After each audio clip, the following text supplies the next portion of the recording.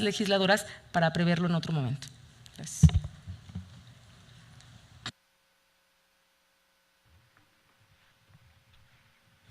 Ahí está. Bueno, gracias. Pues muchas gracias por la pregunta. En realidad, la creación de una jurisdicción adicional en la Judicatura Federal pues no es una cosa extraordinaria, ya el legislativo lo ha hecho, incluso esta legislatura lo ha hecho. Han creado, me parece a mí, un nuevo sistema jurisdiccional, porque han creado tribunales especializados en materia de telecomunicaciones, en materia de competencia económica, por ejemplo. El procedimiento, pues, digamos, más pulcro, obviamente pasa por alguna revisión del artículo 107 de la Constitución, que establece claramente cuáles son las jurisdicciones de los tribunales federales, pero es posible tener una discusión respecto a la pertinencia de reformar en forma, digamos, más eficiente o económica la Ley Orgánica del Poder Judicial de la Federación, por ejemplo, ¿no? Estableciendo que es una ley que tiene suficiente soporte constitucional, en mi opinión, para justamente sostener la propuesta de una nueva jurisdicción. Yo creo que en esta ley podría abrirse un apartado. Tenemos una ley de justicia para adolescentes que establece también juzgados especializados, por ejemplo, con base constitucional, pero me parece que es urgente, ya también lo ratificaba así la magistrada, es urgente entender y sobre todo tener muy claro desde los órganos de impartición de justicia que los problemas familiares, en el seno de los problemas familiares nacen muchos problemas constitucionales y se generan una gran infinidad de violaciones a los derechos humanos que después conocemos con otros nombres, ¿no? Desde la violencia de género, la trata de personas, muchos de las más graves violaciones a derechos humanos surgen por problemas familiares no debidamente resueltos. Tenemos una jurisdicción que existe, sobre todo en el ámbito local para resolver estos problemas, pero a mí me parece que sí es importante que desde la Judicatura Federal se haga esa distinción. No es lo mismo resolver compraventas, juicios ordinarios mercantiles, resolver sobre problemas generados por cheques sin fondos, que problemas de alimentos, de custodias, de divorcios o disolución de matrimonio en forma adecuada, ¿no? De nada. Me ha solicitado la palabra la senadora Diva Damira Gastelum. Muchas gracias. Agradeciendo mucho la participación de quienes han expuesto esta tarde. Quisiera compartir con ustedes un comentario de la presidenta, de la directora del sistema DIF, la licenciada Laura Vargas, sobre una consulta que se está haciendo a todos los sistemas DIF estatales sobre el documento que tenemos, en el propósito de que también participen ellos, pero además de eso, antes de que concluya la semana que entra, van a tener un encuentro para revisar las propuestas que cada estado está haciendo al respecto de esta ley, tomando en cuenta muchos de los aspectos que aquí se han dicho, porque hemos hecho un compromiso de que la versión estenográfica y los documentos que se han entregado sean parte del trabajo que también el sistema DIF nacional realice. Nos ha pedido, compartamos con ustedes, porque está haciendo este trabajo. Agradecemos mucho su comprensión y sobre todo la colaboración que han tenido para la mejora, para el tránsito de esta ley preferente de niñez. Muchas gracias, buenas tardes.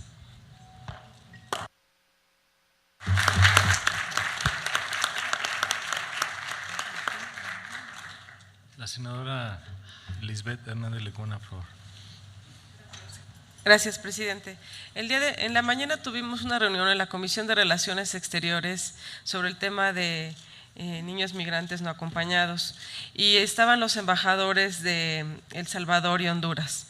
Se concluyó en hacer hincapié en los convenios internacionales de colaboración con nuestras fronteras para que podamos rendir todas y cada una de las garantías de derechos humanos que se prevén y además evaluando y esperando que puedan bajar estos índices tan altos. Número 2, comentar acerca de lo que señalaba el primer ponente, el doctor Carlos Pérez Vázquez, en cuanto a la necesidad de que las niñas, niños y adolescentes se encuentren debidamente informados de cada uno de los derechos humanos reconocidos en nuestra Constitución y en los tratados internacionales para que la niñez y la adolescencia puedan ejercer sus derechos, y primero deben comprenderlos y conocerlos.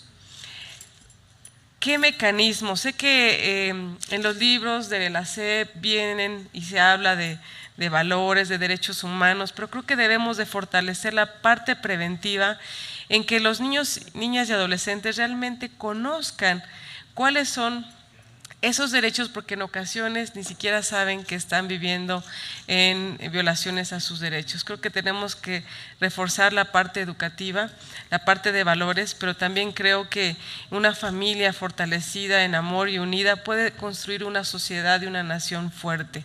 Entonces es necesario que pongamos atención tanto como estén conformadas las familias, como sociedad civil, como organismos internacionales, como escuelas, como gobierno. Creo que es una responsabilidad que compete a todos los ámbitos de una sociedad. Y por último, se prevé la creación de una nueva figura jurídica denominada familia acogida, que consiste en que si los menores no pueden vivir en un lugar en donde se les garantice su dignidad y un entorno afectivo libre de violencia, ya sea con su familia o de origen o de extensa, existe la posibilidad de que sean colocados en una familia que reúne el perfil adecuado para garantizarles un ambiente que privilegie el ejercicio de todos sus derechos y que puedan tener una vida plena.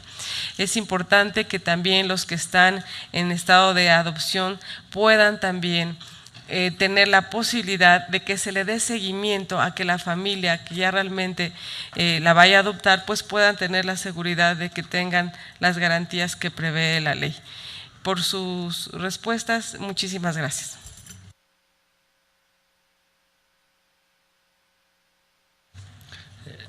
Voy a pedir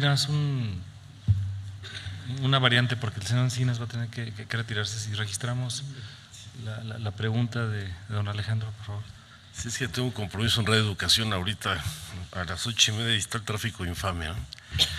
Yo, bueno, en primer lugar felicitar y agradecer la intervención de nuestros ponentes, de la maestra magistrada y nuestros demás panelistas. Y en esta quinta audiencia, en donde le hemos denominado de las autoridades especializadas. Y como ustedes tienen experiencia en la gestión, tanto en el ámbito del Tribunal de la Ciudad de Justicia del Estado como en la estructura del Ejecutivo, yo quisiera que nos vayan a enfrentar uno de los temas que más preocupación han despertado en torno a esta iniciativa, que es el diseño institucional para hacer realmente efectiva la creación de un sistema que garantice el ejercicio pleno de los derechos de las niñas, los niños y los adolescentes. Y que tendría que conjugar, pues por lo menos 4 criterios: que tuviera la fuerza jurídica institucional suficiente para que tuviera una implementación dentro de la estructura del Ejecutivo Federal y sus correlatos en los estados y municipios, en esta estructura piramidal tan fuerte que caracteriza a la administración pública de nuestro país. En segundo lugar, que garantizara efectivamente la transversalidad en la implementación de las políticas, los programas y la vigilancia para garantizar los derechos. Un tercer tema tiene que ver efectivamente con la definición clara de las facultades, competencias y concurrencias de los poderes de la Unión y de los distintos órdenes de gobierno. Y el cuarto criterio es que tuviera el presupuesto suficiente para que pueda implementarse sin ninguna restricción. Más aún cuando en esos momentos menos del 1% del presupuesto de egresos de la Federación se dedica a atender los problemas de la niñez. Entonces, que conocen los recovecos y el laberinto de la administración pública y todo lo que es la burocracia de las reglas de operación y su instrumentación, ¿qué opinión tienen? Porque nosotros escuchamos al maestro Bucio plantear una especie de sectorización del sistema en la sede de gobernación. A nosotros lo hemos comentado, no es un acuerdo, es una agencia más articulada directamente desde el Ejecutivo Federal, la Presidencia de la República, para que tuviera la fuerza suficiente de su implementación, retomando experiencias, no tanto las vinculadas al Sistema Nacional de Seguridad Pública, sino más bien las vinculadas al Sistema Nacional de Protección Civil, para que haya la fuerza institucional y los recursos básicos que se requieren para la implementación. Entonces, aprovechando su experiencia, pues nos sea de gran utilidad conocer su opinión. Voy a pedirles flexibilidad para que veamos primero la pregunta que nos hace don Alejandro Encinas, don Ricardo Bucio, y el que quiera participar también. Regresamos después a la pregunta de la senadora Hernández Lecuona. Ricardo. Bien, sobre la ubicación institucional, yo creo, bueno, no soy yo quien habla de la sectorización, lo dice la iniciativa general. A mí me parece que el tema de que la Secretaría de Gobernación sea la responsable de la garantía de derechos humanos, del federalismo y de la gobernabilidad, pero que además a partir de la reforma de la ley orgánica del 2012 sea la coordinadora del gabinete, es la que le da la posibilidad de operar la Secretaría Ejecutiva. Usted menciona el Sistema Nacional de Protección Civil, que quizá es el sistema que de manera articulada mejor funciona desde el nivel federal hasta el nivel municipal y pasa por las instituciones públicas y privadas para un tema muy específico, ¿no? Creo que es uno de los grandes éxitos que México ha tenido en las últimas décadas. Pero aunque la presidencia está en la Presidencia de la República, la presidencia del sistema, la operación no. La operación también está en la Secretaría de Gobernación. Entonces, quizá aquí se podría plantear una división entre la operación de la Secretaría Ejecutiva y la presidencia del sistema, y yo coincidiría en ese sentido con usted.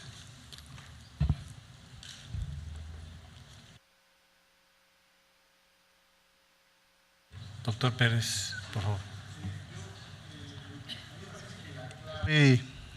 Para poder tener una nueva lectura, digamos, respecto no solamente a esta iniciativa, sino a iniciativas en el futuro, la da precisamente el artículo 1 de la Constitución.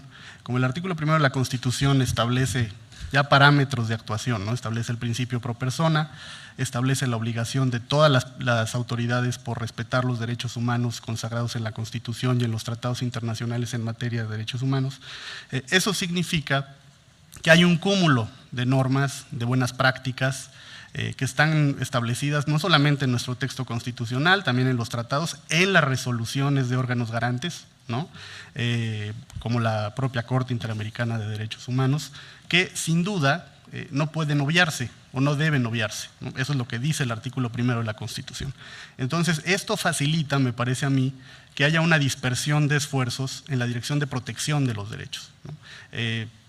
Las estructuras, como quiera que se formen, no pueden obviar esa realidad constitucional, ¿no? Porque una norma obligatoria, sea convencional o sea constitucional, lo es para todo mundo. Una buena práctica lo es para todo el mundo también. El caso concreto, por ejemplo, de las observaciones generales, hay muchas en distintos temas, derechos económicos, sociales y culturales, no solamente en relación con los derechos de la infancia, que quizá nos ayudan a aclarar un poco esta visión. Las observaciones generales son documentos interpretativos de convenciones que lo que hacen es procesar normas, sintetizarlas con buenas prácticas y ofrecer soluciones muy razonadas, muy razonables, realizadas por expertos, en fin, por comunidades autorizadas, por la comunidad internacional, que establecen eso, guías orientadoras, que establecen al menos un piso mínimo, ¿no?, de protección, que insisto, ya para el caso del Estado mexicano, en virtud de lo que ordena la Constitución, no puede obviarse. Entonces yo creo que eso facilita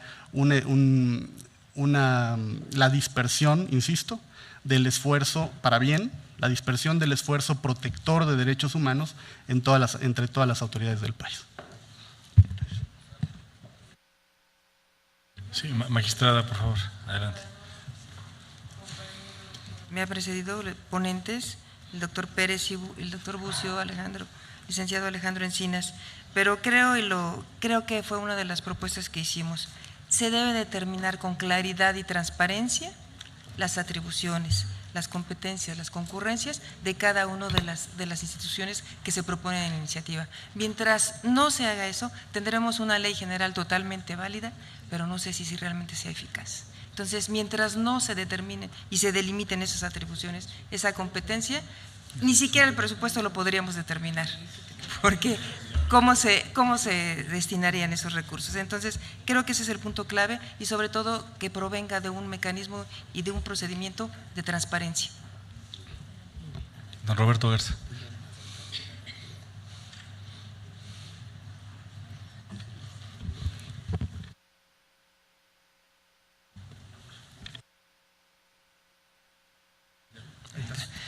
Buenas tardes nuevamente, senador. Pues estamos yo creo que de acuerdo en eso. Digo, nosotros como municipios a través de los DIF municipales vemos que a medida que podamos delimitar las responsabilidades, los roles y los alcances de cada uno de los órganos de gobierno, yo creo que eso va también a decir qué tanto éxito puede tener esta ley. Sabemos que una ley general dice los qués y una parte de los cómo. A través de las políticas públicas definiremos todos esos puntos que faltan, pero es importante que se haga. No todas las ciudades son grandes y tenemos que asegurar que la aplicabilidad de la ley también sea en cada uno de los más de 2.400 municipios a nivel nacional, porque hay muchos que inclusive tristemente no tienen oportunidad de implementar ningún programa a través de los DIF, inclusive ningún programa institucional de DIF a través de sus instituciones. Entonces, yo creo que tenemos que asegurar primero la inclusión de todos y después, obviamente, a través de una definición muy clara sobre los roles, responsabilidades de cada uno de los órganos de gobierno y también proponer que muchos programas y acceso a recursos de estos programas puedan ser directamente del municipio hacia la federación, porque a veces el pasar por un ente como el Estado a veces es bueno, pero a veces también nos limitan las necesidades tan prioritarias y urgentes que manejamos nosotros en cada una de estas instituciones. Muchas gracias. Don Jesús Toledano también quiere intervenir.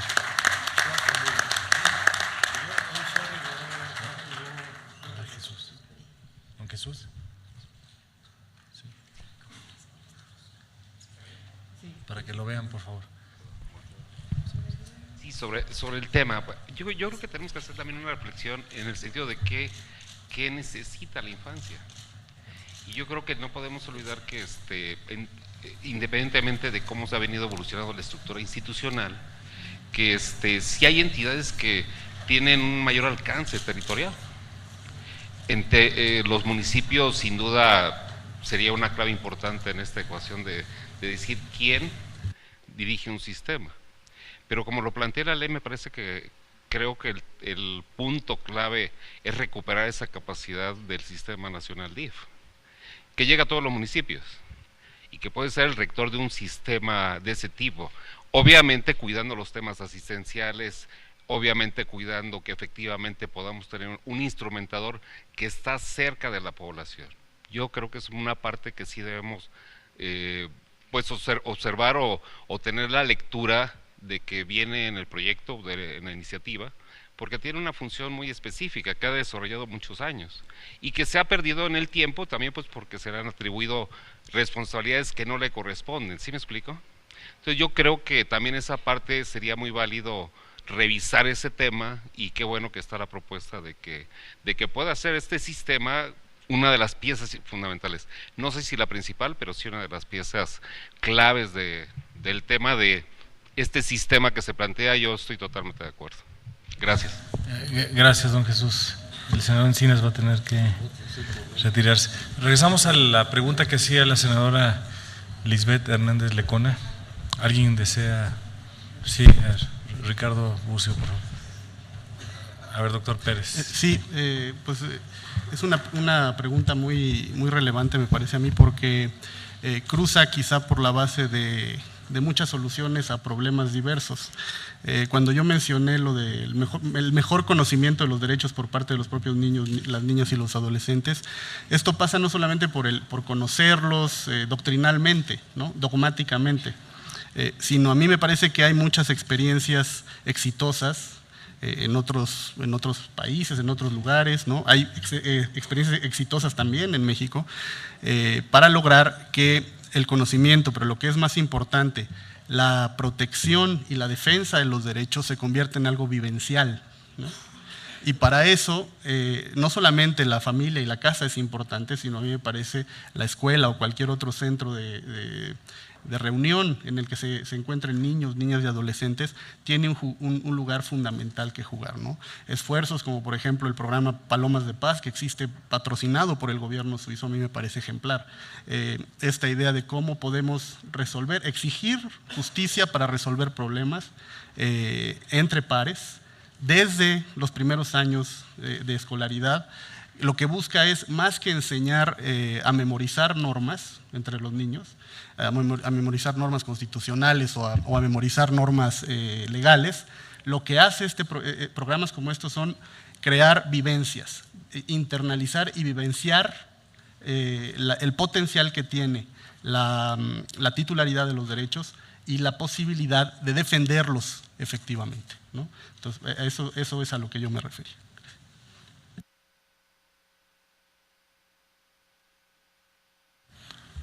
Sí, mi comentario, senadora, es sobre el tema de las familias de acogida.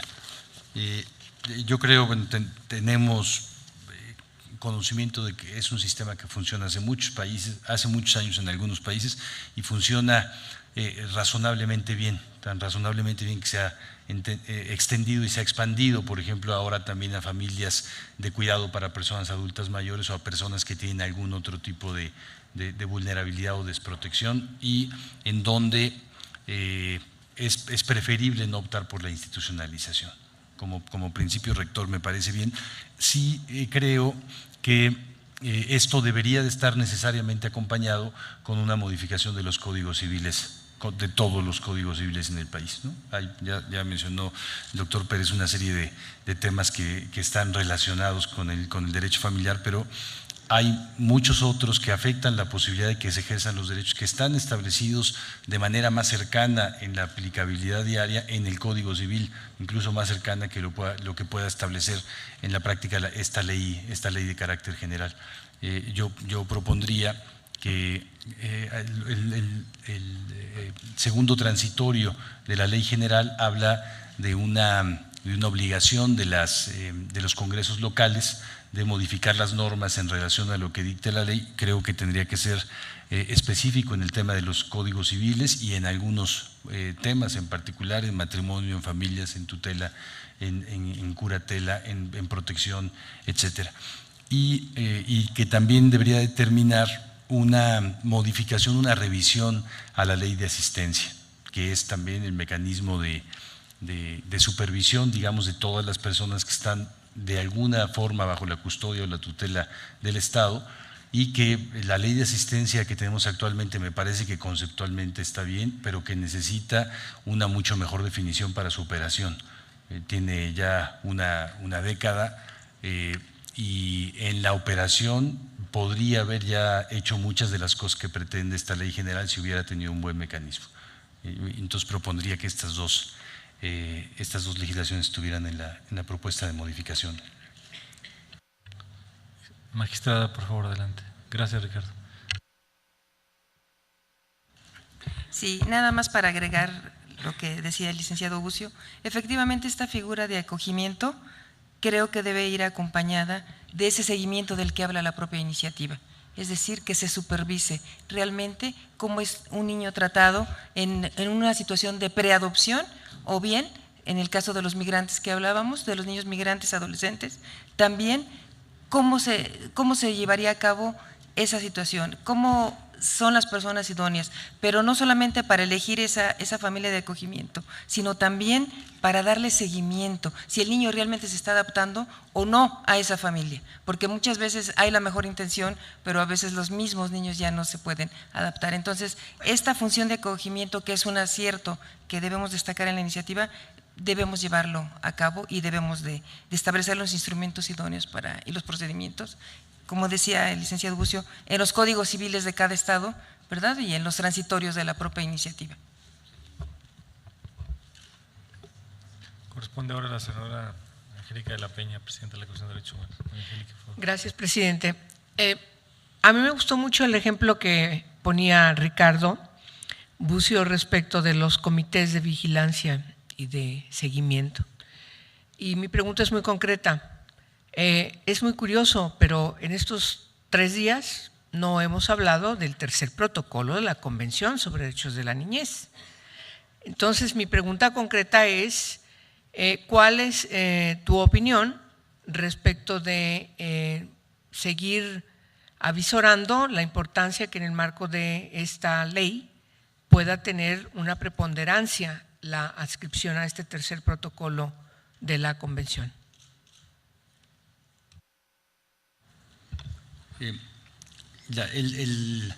El artículo primero constitucional me parece que ya define lo que tendríamos que hacer. El principio pro persona tiene que hacer optar a las autoridades por todos los mecanismos que mejoren la protección de derechos de la infancia. Y en ese sentido, sí los tratados y en este caso el protocolo en particular, ¿no se escucha? Sí. Si en este caso el protocolo en particular ayuda a mejorar los mecanismos de protección de niños, niñas y adolescentes, esto debería de ser tomado en cuenta por las autoridades pertinentes, tanto en el Ejecutivo como en el Senado de la República.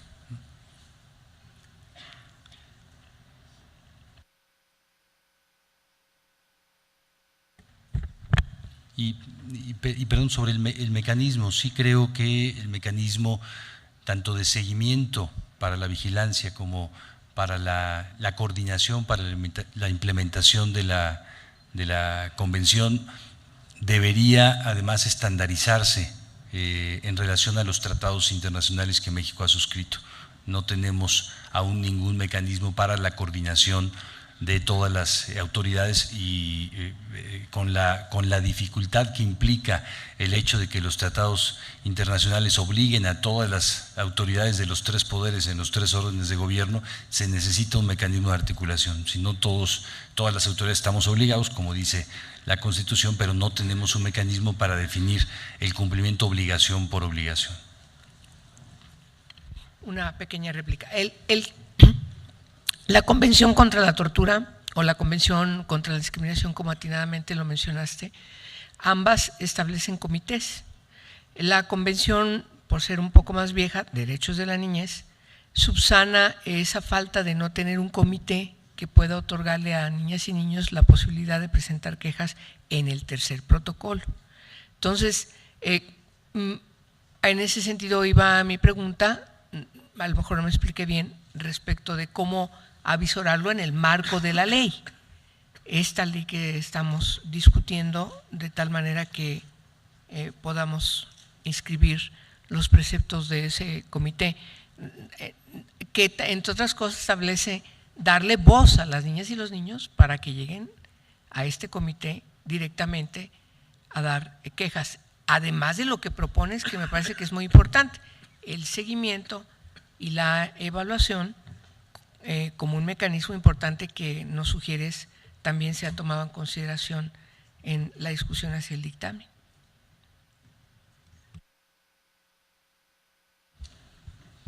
Sí, lo que es indispensable es que exista el mecanismo. Hoy día lo que establece la Convención de Tortura y la de Discapacidad son mecanismos de vigilancia, pero no son mecanismos de implementación, ¿no? De hecho, aunque tenemos esos mecanismos de vigilancia, hoy día no tenemos ni los mecanismos de vigilancia en la práctica, pero requerimos los mecanismos de implementación.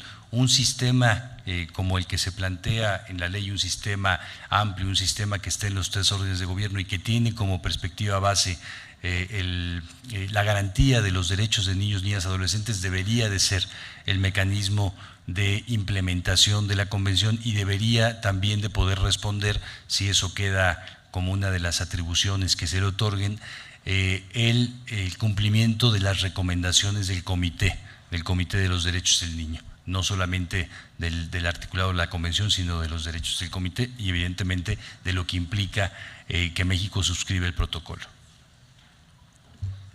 La senadora Martelena García Gómez, presidenta. Gracias, senador. Muy buenas noches a todos. agradecerles su presencia, las exposiciones en este evento. Sé que va a ser de muchísima ayuda para poder sacar una ley de altura para proteger, promover y garantizar los derechos de las niñas, niños y adolescentes. Tengo 4 preguntas cortitas, porque creo que ya la gente la veo que se quiere ir, pero es tan importante esto que les pido que nos esperen un momentito. Es la pregunta para el doctor Carlos Pérez. ¿Considera que las medidas que se retoman en el artículo 94 de la iniciativa para los protocolos de actuación son suficientes para garantizar el derecho a la seguridad jurídica y el debido proceso? Y otra pregunta para el doctor Carlos Pérez y la magistrada Rebeca. ¿Creen necesario establecer en la ley que los lugares para que los procesos judiciales en los que se requiere la opinión de niñas, niños y adolescentes se realicen en espacios públicos adecuados con personal capacitado? Pregunta para el ingeniero Roberto Garza. ¿Qué mecanismos específicos considera necesarios se deben establecer en la ley para mantener la coordinación entre los 3 órdenes de gobierno? Y por último, para el licenciado Ricardo Bucio, me gustaría que nos explicaran sobre la experiencia de CONAPRED para trabajar e incluir a la sociedad civil y a la academia, por favor. Por sus respuestas, muchas gracias. Si les parece, de don Carlos, a su derecha, por favor. Muy bien, sí, con todo gusto. Son preguntas muy atinentes y que afortunadamente me permiten platicar un poco nuestra propia experiencia en la elaboración de los protocolos de actuación de la Corte. Respecto al artículo 94, la respuesta a partir de la experiencia institucional de la Corte es no, nunca es suficiente. Justamente la elaboración de un protocolo implica un reto permanente, ¿no? Un reto permanente ahí. Un protocolo, por su propia naturaleza, tal como han sido emitidos por la Corte, son un conjunto de información, de normas obligatorias, de normas de referencia, de sentencias de tribunales nacionales, extranjeros, de buenas prácticas que se van actualizando. De hecho, el protocolo de actuación en los casos de niñas, niños y adolescentes, el de la Suprema Corte ya va en la 2ª edición, porque después de recibir comentarios, observaciones, de ver cómo se estaba utilizando en la práctica, fue necesario incluso agregarle un capítulo en materia familiar, lo cual creo que lo ha enriquecido bastante. Pero al mismo tiempo, como hay jurisprudencia de la Corte Mexicana y de la Corte Interamericana, por ejemplo, incorporada en esos protocolos, que van refinando en cada resolución, en cada determinación, pues conceptos jurídicos fundamentales como a los que usted se refería, ¿no? El debido proceso, pues es necesario siempre estar monitoreando los avances normativos, los avances en esas directrices y orientaciones e irlos incorporando al protocolo. En este sentido, los protocolos nunca pueden considerarse como documentos acabados, sino en proceso de elaboración permanente. Respecto a los espacios para atender a los niños, en el caso del Poder Judicial de la Federación, el reto es grande y lo que hemos encontrado es, hay algunos proyectos para adecuar los espacios para poder tener espacios dignos y justamente adecuados para la infancia, pero hemos también podido constatar cómo a falta de, por ejemplo, recursos materiales, presupuestales, espacio, se está acabando el ejercicio presupuestal, no solamente esta vez, sino los años anteriores, no hay manera de construir o remodelar espacios, los propios impartidores de justicia van creando o van innovando en la forma en la cual tienen que atender y tratar a los infantes. Recuerdo el caso de un juez de Tabasco, simplemente lo menciono, que me decía, yo tengo un privado muy pequeño y en el lugar del tribunal, donde está instalado el tribunal, no tenemos un espacio para poner resbaladillas y mesitas y plastilina para que los niños esperen, por ejemplo, antes de una audiencia. Pero lo que hice entonces fue, me dijo este juez, sustraer algunos juguetitos de mi casa, de mis hijos, ¿no? Unos muñequitos, me los llevé al privado y entonces pues ahí cuando hay un niño que tiene que esperar para participar en una audiencia o un careo o lo que sea, pues intento jugar, tengo hojas de papel, tengo crayones, en fin, para poder enfrentar y hacerle al niño lo más agradable posible y lo menos aterrador posible la experiencia de enfrentarse a un adulto desconocido y más a un adulto desconocido que está dotado de imperio de ley. Entonces a mí me parece que ese tipo de esfuerzos también deben articularse y promoverse con el fin de que, bueno, si hay restricciones presupuestales, los principios y los derechos no por eso sean sobajados o sean reprimidos, ¿no? Muchas gracias.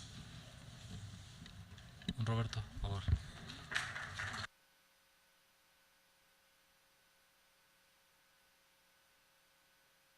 Pregunta, perdón. Sí, en relación a la pregunta, en relación a los espacios públicos y especiales para los niños, pues por supuesto que sí. La opinión consultiva número 17 de la Corte Interamericana de Derechos Humanos establece esta obligación de parte de los estados de crear estos lugares propicios para que los niños puedan desarrollarse y expresar su opinión en un lugar de confianza.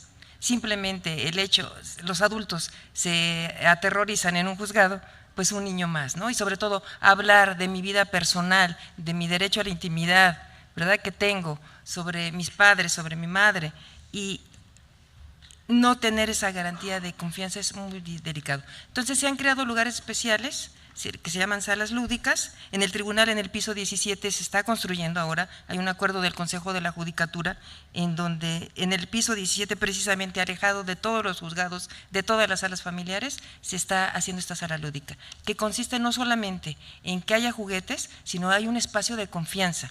Los juzgadores también en este acuerdo del Consejo de la Judicatura se está ordenando capacitarse en la materia de psicología jurídica para saber cómo entrevistar a los niños, porque a veces los jueces y magistrados y los ministerios públicos nos convertimos en ministerios públicos, ¿verdad? Y estamos interrogando al niño como un indiciado, o directamente se entra pudiendo dañar su estructura emocional. ¿Con quién te vas? Con tu padre y con su madre, y el niño ni siquiera sabe que los padres se están separando. Entonces, no solamente es ese lugar, son todas las condiciones, recursos humanos y materiales adecuados, en este caso el juzgador, para que los niños tengan ese sentido de confianza para empezar. Y el respeto también irrestricto, en el sentido que aún con los juguetes en el lugar adecuado, si el niño se niega a expresar su opinión, también ese derecho lo tiene y debe ser respetado.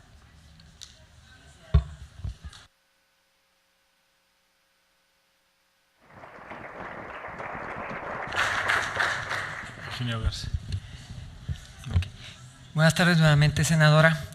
Sobre los mecanismos específicos en la ley para la coordinación de los 3 órdenes de gobierno, yo creo que primeramente habría que delimitar las responsabilidades municipales en este ámbito, delimitar obviamente los roles, estas mismas responsabilidades, los alcances, precisamente para poder medir, y cuando lo medimos lo podemos mejorar, podemos llevar indicadores de una manera muy sencilla. Entonces yo creo que estos mecanismos pudieran ser meramente controles muy sencillos que nos permitieran una coordinación muy eficiente entre el municipio y el Estado y la Federación. Por ahí también hacemos mucho énfasis en el etiquetar recursos, no solamente para asegurar esos recursos, sino porque cuando se etiquetan recursos nos ayudan a que los podamos auditar, asegurar que se hagan, que se usen y que podamos controlar y más que todo medir todo ese impacto social, en este caso de niñas y adolescentes, y obviamente asignar presupuestos y metas, asignar un presupuesto para cada ciudad que represente no solamente el 1% o menos, como comentaba ahorita el senador, sino que sea un porcentaje adecuado del mismo presupuesto etiquetado ya de la Federación al municipio para poder ejercer ese recurso en los programas. Los mecanismos, la verdad es que serían controles muy sencillos los que proponemos, indicadores, objetivos específicos y juntas de coordinación. Muchas gracias.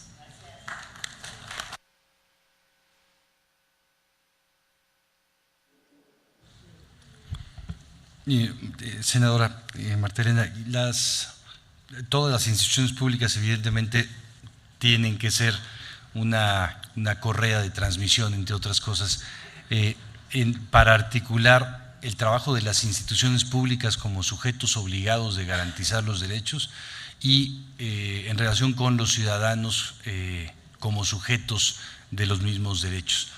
Pero especialmente las instituciones me parece que están abocadas a la garantía de ciertos derechos, como es en particular el CONAPRED, el derecho a la igualdad y a la no discriminación.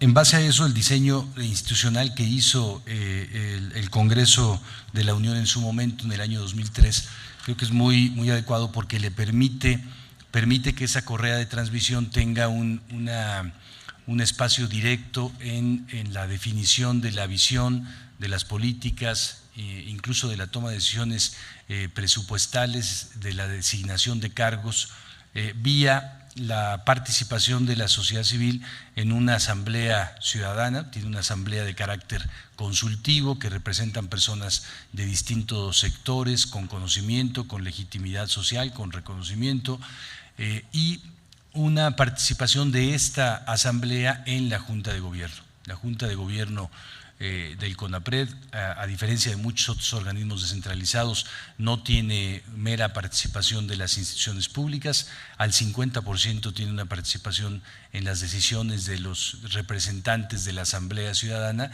y el otro 50% está en manos de las de secretarías de Estado y ahora del Instituto Nacional de las Mujeres. Entonces, la ciudadanía vía la representación en la Asamblea ha tenido ya propuestas importantes en la temática de trabajo del Consejo, en las acciones que el Consejo vía su programa operativo anual tiene que ejecutar, también en el diálogo con las autoridades, con la cabeza de sector, el secretario de Gobernación, pero también lo ha tenido en años anteriores con la Presidencia de la República, incluso para proponer cambios de la titularidad del Consejo, para proponer definiciones de la titularidad del Consejo, y tiene el peso también para poder votar sobre los cargos directivos del CONAPRED. Y creo que el equilibrio ha sido muy bueno para la institución, muy bueno para la institución. La Asamblea tiene una permanencia hasta de 6 años, ¿no? Tienen periodos de 2 años que pueden ser renovables, tiene una paridad de género, también tiene una representación temática importante y tiene un grado de especialidad que le ayuda a CONAPRED a ir mejorando, digamos, los estándares de atención que está obligado por ley. Muchas gracias. Tengo una pregunta para el maestro Jesús Toledano, en el sentido de que hay muchísimo tema también que tratar sobre lo que es niños, niñas y adolescentes con discapacidad. A mí me gustaría que por favor nos hiciera llegar un documento en donde se tratara que usted quisiera meter en nuestra ley. Con muchísimo gusto lo esperamos. Sería para nosotros pues de mucha ayuda. Muchas gracias.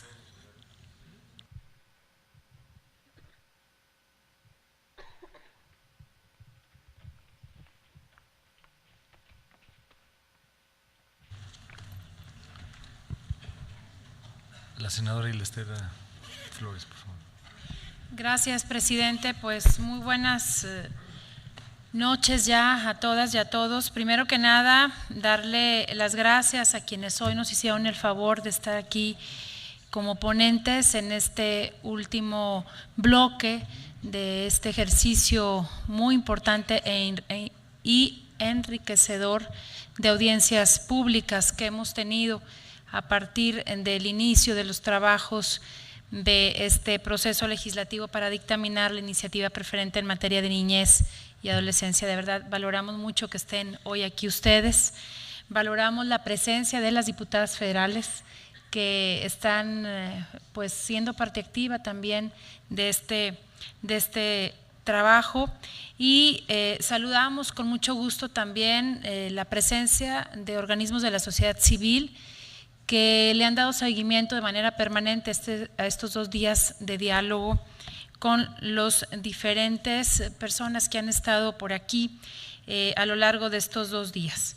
Me parece que es un hecho que pues tenemos diferentes formas de trabajo, diferentes ideales, tenemos también diferentes doctrinas, diferentes espacios de trabajo. Pero me parece que pues estos son los elementos que conforman una sociedad, las leyes incluso que nos protegen a todos, pero a partir justamente de esta riqueza y de estos diferentes enfoques debemos de buscar un punto de encuentro, un punto en común. Y es justamente la tarea que nosotros, legisladores y legisladoras que tenemos a nuestro cargo este proceso legislativo, vamos a buscar, un punto de encuentro, un punto en común que nos permita recoger pues todas estas aportaciones que a lo largo de estos 2 días se han vertido aquí en el Senado de la República, y que el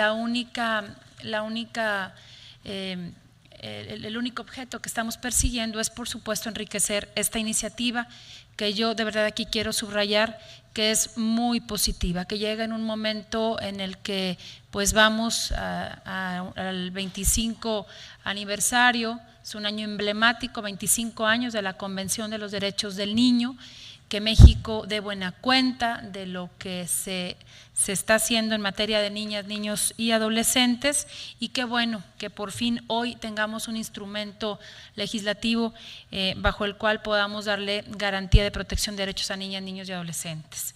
Yo creo que pues esto no termina aquí, me parece que apenas estamos iniciando con este proceso, que por supuesto va a ser, porque la ley nos marca pues tiempos muy claros, vamos a tener que trabajar rápidamente, pero esto no quiere decir que dejemos de lado la responsabilidad y el compromiso de trabajar en un ordenamiento jurídico con mucho cuidado, muy escrupulosamente trabajado de parte de todos los que nos toca este quehacer legislativo, de modo que podamos asegurarle a la niñez y a la adolescencia de nuestro país pues este instrumento muy bien, de la mejor manera, o el mejor documento legislativo posible. Yo quiero de verdad reconocer también el trabajo y la buena disposición de mis compañeras y mis compañeros presidentes de las comisiones dictaminadoras, en total somos 6. Quiero resaltar aquí públicamente que desde siempre, desde el inicio, ha habido muy buena disposición de todos para trabajar de manera coordinada, respetando nuestros diferentes espacios, y agradecer también la presencia de las senadoras y senadores integrantes de las comisiones que también han estado aquí dándole seguimiento a estos trabajos. Muchas gracias de verdad por este esfuerzo que todos estamos haciendo, pero me parece que hoy estamos terminando este ciclo de audiencias que digamos es la primera fase de nuestro calendario que hemos marcado de manera coordinada, conjunta y consensada. Lo hemos concluido de una manera muy positiva. Celebramos de verdad, yo celebro este espacio, seguimos hasta el día de mañana recibiendo propuestas, ya lo dijimos el día de ayer, a través del micrositio tenemos los correos electrónicos para que nos hagan llegar propuestas los organismos de la sociedad civil que de alguna u otra forma quedaron pendientes de hacer propuestas porque nos los han externado. Y también pues celebramos que el sistema DIF nacional esté en ese proceso también de consulta para hacernos llegar las aportaciones de los DIF estatales, porque hoy escuchamos aquí la inquietud de los DIF municipales, que bueno, pues sin duda hay que escuchar a todos los órdenes de gobierno, a ver las inquietudes, las aportaciones que puedan hacer, de modo que podamos de verdad recuperar las mejores aportaciones. Y yo solamente pues agradecer la disposición de todas y de todos los que de alguna u otra forma participaron en estas audiencias.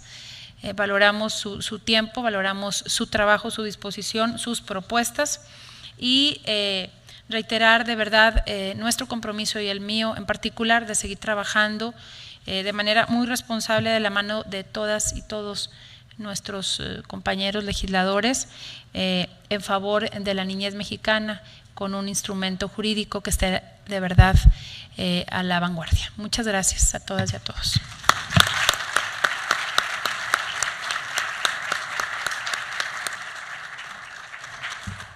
Para cerrar, también me sumo al reconocimiento a todas las personas que participaron en los 5 segmentos. Primero, del Ejecutivo Federal. Segundo, el Sistema de Naciones Unidas en la parte internacional. Tercero, la sociedad civil, y varios de ellos han estado aquí pacientemente en las 5 audiencias públicas. Cuarto, los especialistas, y quinto, estas autoridades que han dado hoy diferentes ángulos a un tema tan importante. México necesita una política de Estado a este respecto, y es lo que queremos coadyuvar para su plena realización. En el camino hemos identificado algunos temas donde seguramente iremos trabajando para enriquecer la iniciativa preferente del señor presidente de la República. Los Ojos de México van a estar 2 meses aquí en este diálogo, y también la gran visibilidad internacional. Queremos una ley que sea garantista, queremos revisar el diseño institucional propuesto, queremos el máximo de participación de la propia sociedad, el que se pueda disponer de los recursos necesarios para que esto funcione, el que se distribuyan las competencias de una manera más clara, que se armonice toda la parte internacional con las obligaciones del Estado mexicano, entre otras de las valiosísimas sugerencias que hemos venido recogiendo en el camino. El compromiso de las 6 comisiones es seguir escuchando. Cuando uno escucha a los demás, corre el riesgo de aprender, y ese es el riesgo que queremos correr con ustedes.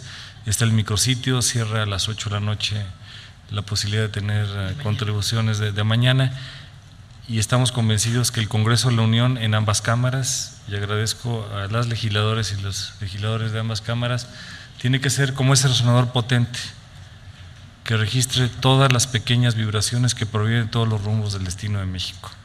No tenemos derecho a fallar. Buenas noches a todos, muchas gracias.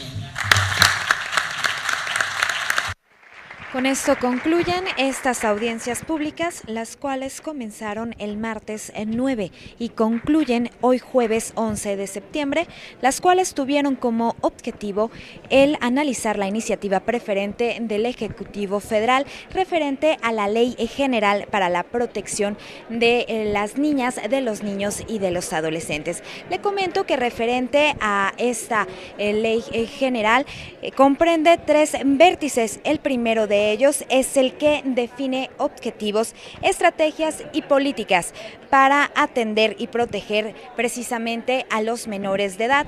El segundo establece mecanismos para asegurar que el derecho de los niños sean respetados en todo momento. Y finalmente, el tercero de ellos prevé medidas para que los niños y los adolescentes crezcan en entornos libres de violencia. Le comento que en esta reunión de trabajo los presentes manifestaron que estas audiencias públicas representan un ejemplo de pluralidad y apertura, convocando a la colectividad y a la opinión. Bien, pues por mi parte es todo. Muchísimas gracias por su atención. Yo lo invito a que permanezca en la señal del canal del Congreso.